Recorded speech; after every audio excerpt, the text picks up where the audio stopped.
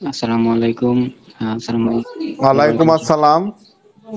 ভাই আমি একজন আপনার ফলোয়ার বলতেছি, আমাকে ইউটিউবের থেকে।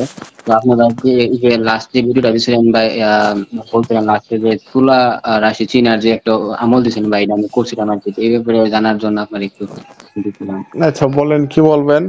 এবার আমি নিজে আমলটা করছিলাম উজু করে, ভাই আমি লা ইলাহা মুহাম্মাদুর রাসূলুল্লাহ হাতের মধ্যে নিয়া, বা ওই যে তারপরে আল্লাহর জিকির করে লা ইলাহা মুহাম্মাদুর রাসূলুল্লাহ 10 বার যখন ফু দিছি ভাই, আমি অবাক হয়ে গেছি যে ভাই আমার হাতটা এত ভারী হয়েছে ভাই, যে আমি কি বলবো, যে আমার হাত একবারে মাটির মধ্যে ভাই লেগে গেছে পরে আমি আর ভাই হাত টাইনা তুলতে পারি না।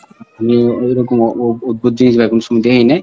তারপরে আমি আল্লাহর কাছে সাহায্য চাইছি, আল্লাহ আমি এটা কি হয়েছে, আমি তো হাত তুলতে পারছি না, কাগজ নামাতে পারি না, তুলতে পারি না। তারপরে আল্লাহ দোয়া করতেছি, এরপরে ভাই কিছুক্ষণ পর আস্তে আস্তে ভাই হাতটা বা হালকা হয়ে গেছে, আমি এবার হাতটা চলছি। তো এরকম বিষয়টা দেখা ভাই আপনার তাহলে আল্লাহ। আপনি তো আলহামদুলিল্লাহ তুলে রাশি, তো যখন আপনি পড়ছেন লা ইলাহা ইল্লাল্লাহু মুহাম্মাদুর রাসূলুল্লাহ, আমার নবীজি বলছে এই পৃথিবীতে সাত জমিন সাত আসমানের থেকেও ভারী হলো কালেমা তাইবা।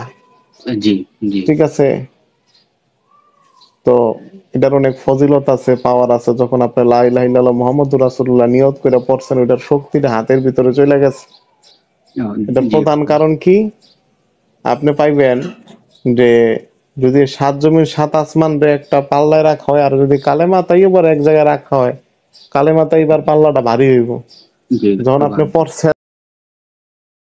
লা ইলাহা ইল্লাল্লাহু মুহাম্মাদুর রাসূলুল্লাহ, এটা শক্তিটা আপনার হাতের ভিতর গেছে। হ্যাঁ, জি ভাই, এর লিগা আর পরীক্ষা করছেন আপনি তুলা রাশি কিনা, এটা নিচে নেমে গেছে গা।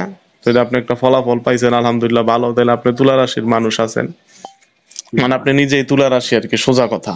জি, তো যখন আপনার হাত ভারী হয়ে যাবে গা, হাতটা কিভাবে আর আপনি আগের অবস্থায় ফিরে আনবেন, আপনি লা ইলাহা ইল্লাল্লাহ মুহাম্মাদুর রাসূলুল্লাহ 10-12 বার পড়ে একটু ছ্যাপ দিবেন, থুতু জি, দিবেন না, আর জি, কইবেন আল্লাহ আমার হাতটা আগের মতো কইরা দেন। দেখবেন জি, ইনশাআল্লাহ আগের মতো হয়ে যাব। তারপরেও যদি একটু হাত ব্যথা থাকে বা খারাপ জি, লাগে, তো মনে করেন 11 বার কালেমা তাইবা পইরা পানির ভিতরে 3টা ফু দিয়া, জি ওই ভাই। পানিটা আপনার হাতে একটু আপনি ডাইলা দিলেন, যেমনি গোসল করে মানুষ অমনি ডাইলা দিলেন, দেখবেন ক্লিয়ার হয়ে যাবো গা। ঠিক আছে, ধন্যবাদ, ধন্যবাদ। আচ্ছা, তাহলে ভালো থাকেন। ভালো দোয়া আছে থাকবেন। আপনার জন্য। আসসালামু আলাইকুম।